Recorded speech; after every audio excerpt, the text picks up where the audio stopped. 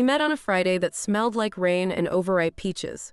A coworker had dragged me to a neighborhood bar that played vinyl and didn't trust card readers. He was standing by the door where the damp air pooled, holding a helmet under one arm and running his thumb along the rubber edge as if checking for hairline fractures. When he looked up, he didn't smile like men do when they're trying to sell themselves. He looked like he'd just recognized a song he loved. That difference was small and lethal. His name was Raphael. He was 28, from a city that he said was all hills and laundry lines and mango trees tall enough to shade a roof. He worked nights running deliveries on a motorcycle he'd bought in bad condition and coaxed back to life. His English was precise, like a set of plates placed carefully into a cupboard. I liked the caution in it. We talked about nothing special: weather, rent, the way a street can feel different at midnight than at noon even if the buildings never move. He laughed softly when I mispronounced the name of his favorite Chilean poet, then corrected me without pleasure in it. Before he left, he told me he hoped to see me again in a place with less noise. He said it like a wish instead of a strategy. The first weeks were a slow, deliberate turn of a wheel. He texted in the mornings after finishing his shift with a photo of a sky the color of dishwater and a caption like, "Slept 3 hours, thinking of coffee, thinking of you." He came over with empanadas that were slightly burnt at the edges and apologized to the point of comedy. He learned how I took my tea.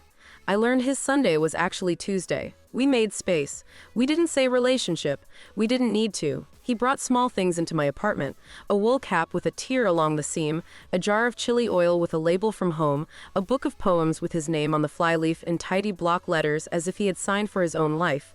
His toothbrush appeared beside mine between one Thursday and the next. I caught myself straightening it for balance, like symmetry was a kind of promise. He told me how he missed the smell of eucalyptus after rain, how his mother made soup that tasted like patience, how the first winter here felt like being punished for something he hadn't done. He said a lot of people were kind and a few were not, and it was hard to tell which before it mattered. When he spoke about his future, the sentences always carried conditional verbs like talismans. Once I get my papers, once my status is fixed, once I am truly here and not just temporarily permitted. I wasn't naive about immigration, at least not completely. I knew the bureaucracy, the forms, the way an office could keep a life on hold because someone took lunch. Still, when he asked if I'd help him study for his English exam and later his civics test, it felt less like aiding a plan and more like participating in hope. We spread flashcards across my kitchen table and he read them aloud with careful emphasis, as if the right stress on a syllable might open a door. "What is the supreme law of the land?" he'd say, and I'd say, "The Constitution," and he'd nod solemnly as if we'd conducted an oath between us. He was kind to my parents. Too kind, maybe. He offered to fix the cabinet door at my mother's house that had sagged for a decade and never so much as squeaked again. He insisted on washing the dishes whenever we ate there, sleeves rolled up, water turning his hands red. He called my father sir, until my father, embarrassed, demanded he stop. He called my mother mama by the 3rd month, and she cried in private later because she said no one had called her that in years without needing something from her. "He's a good man," she said. And I said, "I know," because I wanted it to be true. I was 31, working as a project manager for a nonprofit that specialized in housing legal aid. I thought this made me clear-eyed. I could list the forms people needed and the ones they thought they needed because a cousin said so, and the ones that would never hurt to file even if they did nothing. I could talk for 5 minutes about evidence of bona fide marriage without blinking. I did not imagine I would ever have to apply that list to my own life. He proposed on a Tuesday I had spent screaming silently at my laptop. I came home to a table set as if a catalog had been consulted. Napkins folded into triangles, 2 candles like exclamation points, a bowl of soup that smelled like the way people describe safety. He was nervous in a way that did not look performed. "I do not have a ring," he said. "It will come when it can. I have a question now. Will you marry me? I want to be the person you come home to, even when we are disagreeable." The word disagreeable made me laugh. Then I cried. Then I said yes, because the word felt less like a leap and more like choosing to live where I had already moved. My parents were wary in the general way parents are when decisions are made faster than they would like. They warmed quickly. He was so very warmable. We had a civil ceremony that involved 13 signatures, a bouquet my mother bought at a grocery store and wrapped with ribbon, and a clerk who wore a tie with tiny umbrellas and said love looked better on exhausted people because it meant they'd already lived. We took photos and ate at a restaurant with paper tablecloths where the waitress wrote my new last name on the dessert plate in chocolate. He didn't cry, but he held my hand in a way that felt like a question answered. Marriage made our daily life look the same and different. The same: socks on the floor, promises to start running again in the spring, lists stuck to the fridge with cheap magnets shaped like fruit. Different: my last name in his mouth, his last name and my email signature hyphenated behind mine. Mail addressed to Mr. and Mrs. that made me feel like we were playing a role I wanted to master. We fought about normal things. The trash, money, whether leaving a towel on the bed was a war crime. We made up in the ways that are private and therefore more persuasive than any argument. He worked more. He said he was saving. He said the motorcycle's timing chain worried him and he couldn't risk it failing when he was far from home. He brought flowers on Mondays when they were cheapest. He learned the names of my neighbor's children and bought them popsicles from the truck that came like a hymn every summer evening at 7. He called his mother twice a week and stood by the kitchen window while he talked, staring not out at the street but at the faint reflection of himself, as if to confirm he still existed. I kept noticing little details because that's my disease. The way he would keep his phone face down, then catch himself, flip it up, and hand it to me while he went to shower. The way he insisted on paying, even when I knew his wallet was thin. The way he flinched when a police car rolled slowly by and then laughed at himself for it like it was a bad habit he was trying to break. None of it was a red flag. All of it was a general wash of caution. I mistook it for the residue of a hard year. I catalogued it and did nothing because not every notation in a ledger requires a corrective entry. About 14 months in, his cologne changed. This is how it begins, isn't it? Not with a confession or a scene, but with smell. He said his bottle had run out and a friend had recommended this one. It was sharper, the olfactory equivalent of a pressed shirt. He wore new shirts too now, and he clipped his nails more frequently, and he spent longer shaving than before, even on days when the only person who saw him was me. I teased him about vanity and he teased me back, and later I lay in bed wondering why his skin smelled like citrus I hadn't bought. Around the same time, the talk about we started to tilt. These are not the kind of shifts you hear if you don't already listen for them. He still said we when it was memory. We walked by the pier last spring, remember? We should go to that park with the benches that look like vertebrae. But about the future, it was I should take that night class. I'm thinking of switching delivery apps. I might try for a job in a warehouse, better hours. It was not hostile. It was the grammar of a person carefully stepping backward while keeping eye contact so you don't notice the distance until the wall touches your shoulder. The naturalization process moved forward like a slow train you assume will always be late until it arrives early and no one's ready. Forms filed, receipts received, an appointment for biometrics that required us to wake before dawn, drink bad coffee, and stand in a line of people holding plastic folders stuffed with proofs of existence. The room smelled like printer ink and a low-grade hope that could ruin you if you weren't careful. We sat shoulder to shoulder and whispered answers we already knew. When an officer called his name, Raphael squeezed my hand 3 times and went through a door I could have sworn said future, even though the letters on it were simply exam room B. He came out an hour later with his mouth set in a line he couldn't stop from breaking into a smile. Past, he said. They asked about the flag and wars and why people pay taxes. I told them about your recycling rules. He laughed, and I laughed with him, because that was our joke, that citizenship was partly a pop quiz and partly choosing to follow rules no one checks on because you want the street to be clean. We celebrated that night with cheap champagne that tasted like sugar and gas station flowers that smelled like the idea of a meadow. We danced in kitchen socks. He posted a photo with a caption in Spanish that translated roughly to finally permanent, finally home, and I cried because home is the word I use like a compass. A week later, he started talking about needing a little space. He was gentle about it. He said married people sometimes confuse being in love with being in the same room. He wanted to see his friends more. Take the motorcycle out with them on Sundays. I will be a better husband if I remember who I am, he said, which sounded wise at the time. Then he began sleeping out just sometimes, exhausted from a shift that ran past dawn at a location far from our apartment. He showered before he came home. That's the sort of thing only a suspicious person notices. Unfortunately, I had become suspicious without noticing. I could count minutes. I could smell lies cooling on a plate. The first lack in our house was not love. It was inventory. The brown shoes he wore to anything nice were suddenly not under the bed. The jacket with the tear on the seam had been mended and taken away to where I didn't know. He bought a new suitcase. He said it was because the zipper on the old one gave up. I said I hadn't known we had an old one. He smiled and changed the subject. One day I was cleaning the top shelf of the closet, a place I rarely reached not because I am short but because I am sentimental and the top shelves of closets hold old selves. I found a manila envelope with a label in his careful block letters. Appointments. Inside were photocopies of forms, a schedule, a checklist that made my bones cold. It wasn't that he had the list.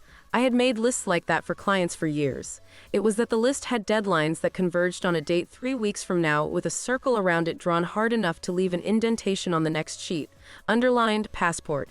I put the envelope back and closed the closet and sat on the living room rug we bought at a street market last spring. He came home half an hour later. Damp hair, clean face, resourceful smile. He kissed my forehead, which I hate because it feels like being patted. I asked lightly if he wanted to go to the movies this weekend. He said he couldn't, there was a work thing. He said it in that absent way people use when they have already placed you on a safe shelf, like a vase that matters and will not be smashed but also will never again contain flowers. The next morning I woke before him and opened his phone. I will not pretend this was noble. It was intrusive, and I knew it, and did it anyway because there is a point beyond which dignity and information are not friends. He had changed the passcode 2 weeks earlier. I knew the old code. He had switched one digit, the kind of laziness people adopt when they feel safe. The message thread I needed was easy to find because it was pinned. Her name, the one he'd mentioned as a coworker once in a tone that did not register then, sat at the top like a title. The thread was not obscene, it was worse. It was domestic. Did you eat? Want me to bring you that sauce you like? Did your ankle stop hurting? Send me a photo of your morning face. There was a photo of him at a table I did not recognize. Behind him, a wall with a cracked plaster sunburst and a plant that I had never seen in our house. The caption, soon. I put the phone back, my hand steady in a way that felt perverse. He woke an hour later and stretched and kissed my shoulder and asked if we had any bread because he wanted toast. I said we had rye. He said rye was fine. He ate it standing up. He left a crumb constellation on the counter, and I wiped it into my palm like a blessing I was unwilling to accept. I did not ask him about her that day or the next. I organized my mind like a drawer, things to say, things to keep, things to throw away later. I took a notebook to work and wrote down dates as if I were preparing for an audit. The day, he said he was at a warehouse on the south side. The timestamp on the delivery app that contradicted his location. The Uber receipt he forwarded to me because he forgot I receive emailed statements on the same day. I was not ragey. I was methodical. Rage is a fire you feed. Method is a door you close. There is a particular quiet that takes over a home when the balance of truth tips. It is not the quiet of a fight which sizzles. It is colder. We brushed teeth at the same sink and did not meet eyes. We cooked together like colleagues. He asked what I needed at the store. I said paper towels. We could still do kindness. That fooled me a little into thinking we might reverse a tide. The appointment 3 weeks away arrived as all appointments do. On time, in the middle of a day that expected other things from you. We drove there together because appearances, yes, but also because I had not yet decided if appearances were lies or simply the last courtesy you extend to a person you once believed would carry your future in a careful hand. He squeezed my knee in the waiting room, a reflex unrelated to me now. The officer called his name, and I sat beneath a fluorescent panel that buzzed like a drunk mosquito and read the poster on the wall about the rights and responsibilities of citizenship until the words lost their meaning. He came out 40 minutes later with the smile I had seen after the civics exam, only easier, as if the muscles had finally learned the route and could now take it at a jog. It went well, he said. They said the passport will be ready for pickup in a few days. He looked like a man offered a key to a door again. I looked like the door. We bought ice cream on the way home because celebration is a habit and habits are loyal even when people are not. He went out that night with friends. I stayed home and did a thing I had promised myself I would not do. I printed screenshots, texts, receipts, a photo of him and the woman in a mirror, a plane ticket confirmation to a city 2 hours away for a weekend I had been told was all night shifts. I laid them out on the table like the inventory of a stolen car. 2 days later, he left for work and returned with a small blue booklet that looked like everything it contained was true simply because it was bound. He kissed it. That is not an exaggeration. He kissed the passport, not on the front where the emblem was, but on the back where his fingerprints would not mar the seal. He said, we should take a trip. And I said, where? And he said, not now, soon, which is a word like a torn rope. He brought me coffee the next morning and used a tone I recognized from people who are about to resign from jobs they were hired to build. You have been so good to me, he said. I am proud of who we are. I need to figure out some things on my own. He looked at my face like he was reading subtitles that did not match the sound. He left a note that evening as if writing it by hand would make it less cowardly. I'm sorry, don't hate me. He did not take all his things, people never do. He left the book of poems, the wool cap, the jar of chili oil, a half-inch of red at the bottom like a joke. He took shirts, shoes, the new suitcase, the passport, the helmet. He took the smell of his shampoo. The apartment was not empty, but it was minus him, which is a different equation than zero. I called his number, disconnected. I messaged his friends politely, then impolitely, then not at all. I emailed his mother because I was still somehow trying to be fair, and she blocked me without reading. I went to the bar where we'd met and sat on the stool he had leaned against and touched the nick in the wood where he had tapped his ring that first night, and I thought to myself, you are not a detective and this is not a film. Then I went home and slept on the couch because the bed felt like a stage. I told my parents slowly, like lowering a heavy box. My mother said the line people must have practiced in front of mirrors since mirrors were invented. He seemed so nice. She made soup. She changed the subject. My father sat with his hands open on his knees like he was checking for theft and said, let me break his nose, which for him is poetry. I shook my head. I said, that is not the kind of ending I want, and he nodded like he'd expected I would say that. Then what kind? He asked, not mocking. I said, one where I am myself. I went to a lawyer the next week. I explained without drama. He listened the way doctors listen when you have described your symptoms better than they could, and all that's left is the diagnosis he already wrote on the form. He walked me through options: annulment versus divorce, fraud standards, what we could submit, what would be requested, how to send documents with everything except the insult removed. This is not uncommon, he said quietly. It isn't a comfort, I know. He slid papers toward me and I signed my name so many times it looked like an imitation. I gathered evidence, not for revenge, but because facts are the only currency that spend in certain rooms. I printed the photo of the passport, the Instagram caption finally home, the reservation emails, the lease agreement from her apartment complex that he'd accidentally forwarded to our shared inbox the very morning he left because habits betray you. I logged dates. I wrote a statement that did not try to be literature. I left out what I couldn't prove. I left in what I could. The lawyer emailed me at 2:14 a.m. to say, well done, as if I had submitted homework on a course without an instructor. He contacted me once, 3 weeks after he left, with a number that appeared as private. He said my name like it belonged to him, and then apologized as if apology could structure time. I didn't plan it this way, he said, lying with a gentleness that made me angrier than cruelty would have. I didn't want to hurt you. I said, you planned it exactly this way, and he was silent, which I later realized was him conceding a point he would never concede out loud. He asked me not to contact immigration with personal issues. I said, I won't need to, which felt like a vow to myself not to spend my future inside a system designed to consume it. I moved apartments because I wanted different walls. That sounds like theater. It wasn't. It was practical. The old place had him in the hallway and the faucet and the window that never latched, and I was tired of boiling rooms to sterilize them. The new place was smaller, bright, with a crooked floor that made a marble roll toward the kitchen. I bought furniture secondhand and sanded a table until the wood showed its age without apology. I kept one photo from the marriage, the one where we are laughing with our mouths open in a kitchen that still believed in us. I framed it and put it on a shelf. I didn't do it to punish myself. I did it because erasure is a lie too. Friends asked if I'd date again. I said eternity is long. They suggested apps. I suggested silence. One sent me an article about love after betrayal, like one might send soup after a cold. I read the first paragraph and closed it. I didn't need a blueprint. The house I was building was a room with a door I could close and open at will. I kept working. Deadlines are merciful. I walked to work sometimes instead of taking the bus, and I noticed things I hadn't when I believed my life had a shape. A house with a porch column that was actually a painted tree trunk. A pigeon with one missing toe who always chose the left railing. A man who fed the same stray cat at 6 in the morning and 8 at night, whether it was raining or not. The city did not care that my marriage had been an arrangement with a soundtrack. The city continued to insist on itself. I found that comforting. There is a part of this story that is only mine and therefore feels the most honest to tell. I missed him. Not the him who strategized his life like a game with 3 possible outcomes. The him who cut basil with kitchen scissors and blew the leaf like a tiny fan until it cooled. The him who remembered to buy the expensive toothpaste when I had a bad week. Missing is not an endorsement. It is an inventory of absence. I did it quietly and then less so. It lessened. He sent me one more message months later from a real number with a real name. "Hope you are well," it read.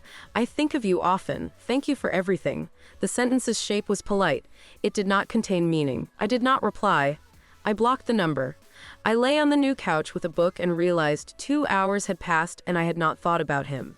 It felt like unlocking a window that had always been painted shut and finding out it moved with very little effort.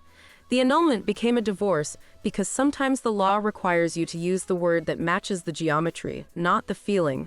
The papers arrived by mail one Thursday morning while I was trying to convince a funding agency that counting outcomes differently would produce truth. I signed. I mailed them back. I made pasta.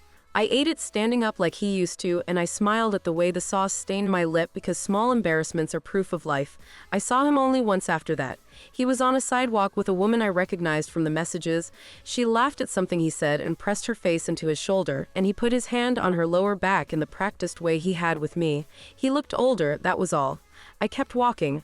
I did not need to cross the street. The city swallowed us both, as cities do, as if we were weather and not people. There were days when the story tried to flatten itself into a moral that would fit on a t-shirt or in a friend's text. He used you. You saved him. You were foolish. You were kind. All of those sentences are partially true and therefore insufficient. What is true is that I loved someone and he loved something else, and those are not crimes. What is also true is that he pretended to love me in order to get what he wanted. And that is a kind of theft that doesn't set off alarms when it happens, but bankrupts a house slowly. I do not need him to be a villain. It would be a disservice to everyone he has been to himself. I need only this, that my life is no longer oriented around the timetable of someone else's paperwork, that my breath is mine, that the word home points inward before it points to a door. I still keep lists because continuity is a form of mercy. They have changed. Where I once wrote, "Buy more cumin," "Call landlord," "Book dentist," "Bring Raphael's jacket to tailor," I now write "Stretch," "Water basil," "Send Claire the draft," "Buy lemons." I replaced the wool cap with one I found at a winter market. Green, too large, the kind that makes children smile. I learned that lemon rinds make a garbage disposal smell like a decision you can live with. I learned that a small apartment can feel safer than a marriage if the lock you turn answers to your hand alone. Sometimes at night when the city is pretending to be quiet and the radiator is clicking like a metronome, I think about the line he wrote in the note, "Don't hate me." It strikes me as both cowardice and a plea. I don't hate him. Hate is a heavy suitcase with a broken handle. I carried enough weight for a while. Here's what I keep, because keeping is an act of authorship. A morning when he and I both laughed so hard we had to sit on the floor, a lesson on how to fold empanadas correctly so they do not leak their music in the oven, the memory of a waiting room where a dozen people held their futures in plastic folders, the knowledge that I can sit across from a person, gather facts, make a decision, and keep my voice level. If there is a moral, it is not about borders or passports or the evil of men or the gullibility of women. It is smaller and therefore truer. Find the difference between secrecy and privacy and treat it like an emergency exit. Do not mistake gratitude for love. Learn the smell of your own home without anyone else in it and decide whether you like it. If you don't, adjust the air. I still walk by the bar where we met. It's changed owners and now they trust card readers too much. On humid nights, patrons spill out with their drinks and think the sidewalk is a living room. When it rains, the air smells like a beginning I have lived already. I am not afraid of beginnings. I have survived one that ended too logically to be tragic and too sharply to be anything else. When the first snow came this year, it arrived like sugar dusted on a cake. Children stuck their tongues out. People drove badly. I stood at my window and watched it make the street briefly honest. For a moment, I felt something I used to mistake for hope.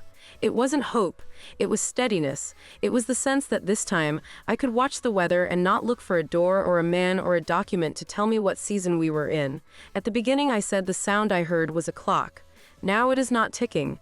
It's a kettle coming just to the edge of the boil, small bubbles gathering like ideas, a gentle hiss that never quite becomes a scream. I turn off the stove and pour the water over tea and sit by the window and drink slowly.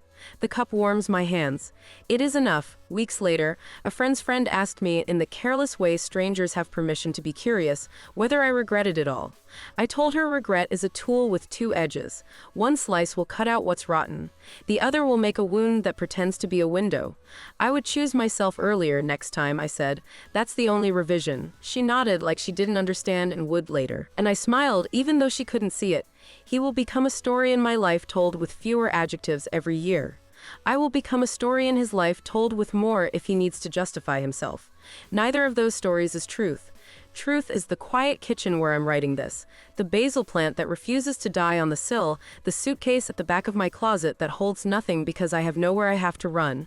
Truth is that the passport in my drawer has my name and my face and no one else's plan pressed beneath the laminate. When I finally took a trip alone, months after the papers were final and returned, I went not far, just to a city with a bridge everyone photographs, even when the light is wrong. I ate at a counter and listened to the couple next to me argue softly about paint colors. I walked until my feet begged. I texted my mother a photo of a fountain, and she replied with 3 heart emojis, an embarrassingly modern blessing. Back in the hotel, I caught my reflection in the black TV screen, a woman who looked exactly like a person who had not been destroyed. I told her what I tell myself when the old urge to fix other people twitches in my hand. "No," I said out loud in the quiet room, "not your job." On the train home, a child across the aisle counted the telephone poles out loud and lost track and started again. The mother laughed and didn't correct him.